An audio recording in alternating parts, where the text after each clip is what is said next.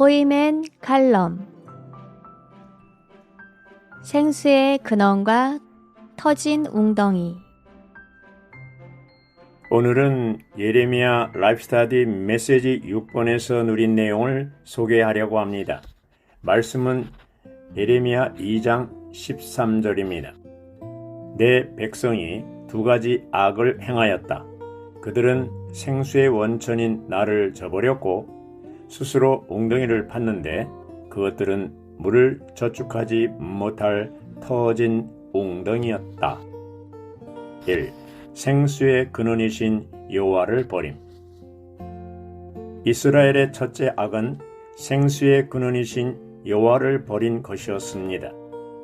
여호와 하나님께서는 그분 자신을 그분의 사랑하는 손민 이스라엘의 남편으로 여기셨고 이스라엘을 그분의 아내로 여기셨습니다. 여호와와 이스라엘은 신혼의 날이 있었으며 남편이신 여호와는 여전히 그러한 사랑의 날을 기억하셨습니다. 생수의 원천이신 여호와를 버리는 것은 하나님의 백성이 다른 우상들과 간음을 행하는 것과 같았습니다. 이스라엘은 여호와가 그녀의 남편임을 깨달았지만 계속하여 많은 우상들과 간음을 행했습니다. 하나님의 경륜 안에서 하나님의 뜻은 생수의 근원이 되시는 것입니다. 이 누림의 목표는 하나님의 표현을 위해 하나님의 확장인 교회를 산출하는 것입니다. 이러한 사상의 완전한 발전은 신약 안에 있지만 그것은 예레미야 2장 13절에서 시로서 뿌려져 있습니다. 요한복음 4장에서 주 예수님은 사마리아 여인에게 생수에 관해 말씀하셨습니다.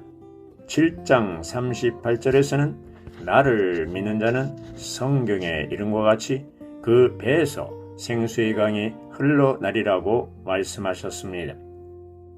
계시록 21장과 22장에서 우리는 하나님의 표현을 위한 하나님의 증가의 커다란 상징인 새 예루살렘의 이상을 봅니다.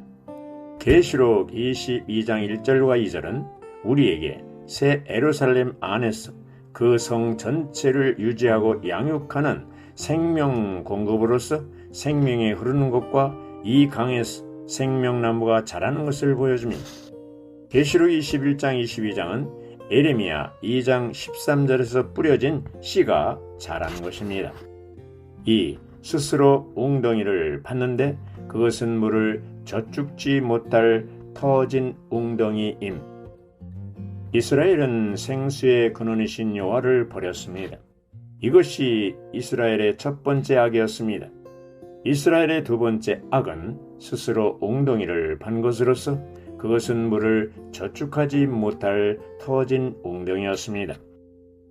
웅덩이에 관한 2장 13절의 말씀은 이스라엘이 생수의 근원이신 하나님을 대체하는 뭔가를 보여주는 확실한 비유입니다. 이스라엘 백성이 하나님을 버리고 다른 우상을 섬기는 것은 터진 웅덩이를 파는 것과 같습니다. 이것은 사람의 수고와 계획에 대한 그림입니다. 우리가 스스로 무언가를 얻기 위해 수고한다 할지라도 우리의 웅덩이가 터질 때 우리는 우리가 얻은 모든 것을 잃어버립니다. 2장 13절에서 우리는 적극적인 생수의 근원을 볼 뿐 아니라 또한 소극적인 이스라엘 자손들이 셈을 버리고 그들 자신을 위해 터진 웅덩이들을 판 것을 봅니다.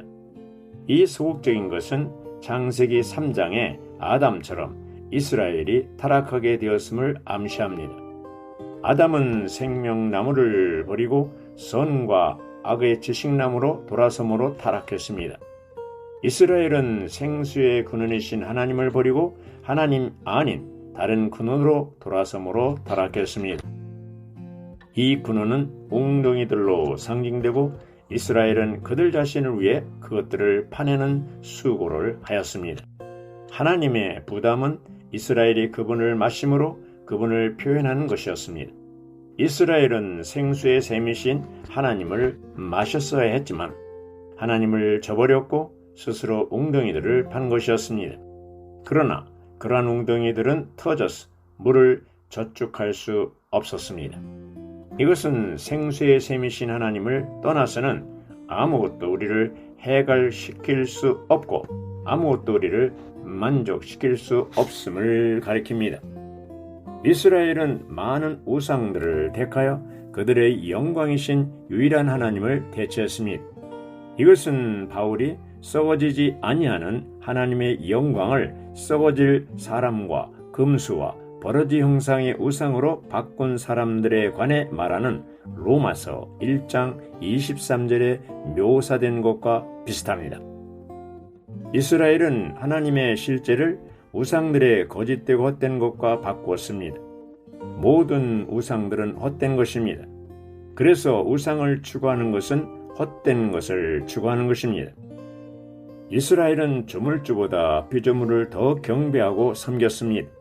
그들은 하나님이 창조하신 것들뿐만 아니라 나무와 돌과 금속으로 만든 우상들을 경배하고 섬겼습니다.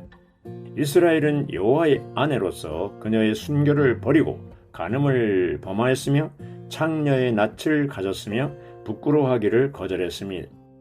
이스라엘은 그들의 성읍수만큼 그들의 우상들의 수를 증가시켰습니다. 성읍이 있는 곳에는 우상이 있었습니다. 3. 여호와의 자비하심과 신실하심. 예레미야 애가 3장 22절 23절에서 여호와의 인자와 자비가 무궁하심으로 우리가 진멸되지 아니함이니이다. 이것이 아침마다 새로우니 주의 성실이 크도소이다라고 말합니다. 비록 이스라엘은 하나님을 저버렸지만 그분은 그들을 포기하지 않으셨습니다. 하나님의 선민은 그분을 실망시켰지만 그분은 그들을 저버리지 않으셨습니다.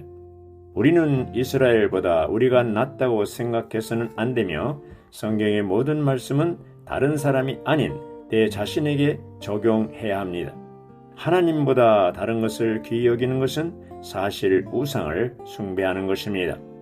우리가 진멸되지 않는 것은 그분의 자비하심 때문입니다.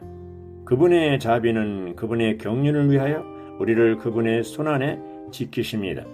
비록 우리는 실패했지만 그분은 실패하지 않으십니다.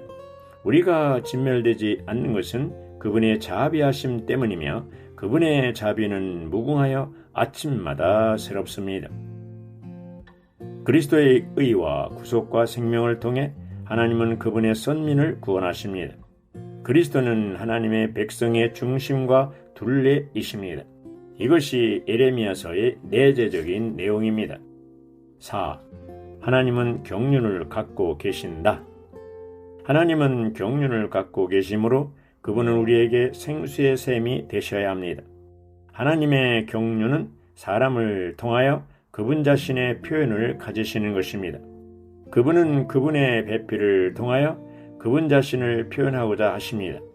이러한 이유로 하나님은 사람을 창조하셨고 그를 에덴 동산에 두셨습니다. 하나님은 확장되시기 위해 사람의 만족이 되도록 그분 자신을 사람 안으로 분배하고자 하셨지만 사람은 하나님을 저버렸습니다. 하나님을 저버리는 것은 에덴 동산에서부터 시작되었습니다. 아담의 아내인 하와는 뱀에게 유혹되어 하나님께로부터 선과 악의 지식나무로 상징된 사탄에게로 돌이켰습니다. 아담 또한 하와에게 유혹되어 지식나무의 열매를 먹었습니다. 이렇게 하여 사람은 하나님을 떠나 우상들에게로 돌아섰습니다. 지식나무의 가지마다 하나의 우상이 있습니다. 이스라엘은 생수의 근원이신 하나님을 저버렸고 스스로 웅덩이를 판 것입니다. 이것은 아담과 하와처럼 선악지식나무 열매를 먹은 것과 같은 것입니다. 하나님을 버린 이스라엘에 대해서 그분은 여전히 그들을 사랑하시고 자비를 베푸시는 데 신실하셨습니다. 하나님은 우리를 그분의 경륜 안으로 인도하심에 있어서 신실하시며 그분의 경륜은 하나님이 그분의 경륜을 성취하시기 위해 우리와 더불어 그분의 증가를 얻으실 수 있도록 우리가 그리스도를 마시고 그리스도를 먹고 그리스도를 누리고 그리스도를 흡수하고 그리스도를 소화하는 것입니다. 이것이 하나님의 신실하심입니다. 5. 우상을 처리하시고 새 예루살렘으로 인도하심. 하나님을 생수의 근원으로 마시는 대신 이스라엘은 그들의 우상을 마셨습니다. 그러므로 하나님은 이러한 우상들을 처리하시고 또한 예루살렘과 심지어 그들에게 우상이 된 성전을 회파하기 위해 바벨론을 사용하셨습니다. 우리는 우리가 이스라엘보다 낫지 않다는 것을 보아야 합니다. 어떤 것이라도 우리에게 우상이 될 수 있습니다. 그러나 하나님은 그분의 경륜을 성취하심에 있어서 신실하십니다. 그분의 신실하심 안에서 그분은 우리가 그분을 마시도록 우리의 우상들을 처리하십니다. 하나님은 신실하시지만 반면에 우리는 신실하지도 순결하지도 않으며 많은 다른 남편들에게로 가고 있습니다. 하나님을 저버린 후 우리가 회개하고 눈물을 흘리는 동안 하나님은 기뻐하고 계십니다. 하나님은 우리가 그리스도를 누리는 것 외에는 다른 어떤 것에도 관심이 없으십니다. 오늘 우리가 하나님을 저버린다 할지라도 우리는 실망하지 말아야 합니다. 하나님께는 우리를 다루실 길이 있습니다. 그분은 우리를 성숙시키시고 새 예루살렘 안으로 이끄실 방법을 갖고 계십니다. 우리가 이기는 자들이라면 우리는 천년왕국에서 그 보상을 누릴 것입니다. 만일 우리가 패배한다면 우리는 천년왕국 동안 징계를 당하겠지만 결국 성숙되어 새 예루살렘 안으로 들어갈 것입니다. 어떤 그리스도인들은 오늘 세상을 사랑하겠지만 조만간 하나님께서 세상이라는 장난감을 제하시기 위해 환경을 주실 것이고 그들은 회개할 것입니다. 우리는 우리의 상황에 대해 염려할 필요가 전혀 없습니다. 하나님은 인내가 많으시고 동정이 많으시고 자비하시며 그분은 시간을 들여 우리를 성숙시키실 것입니다. 지금 약하든 강하든 모든 믿는 이들은 새 예루살렘 안에 있을 것이고 모두가 다 성숙될 것입니다. 아멘.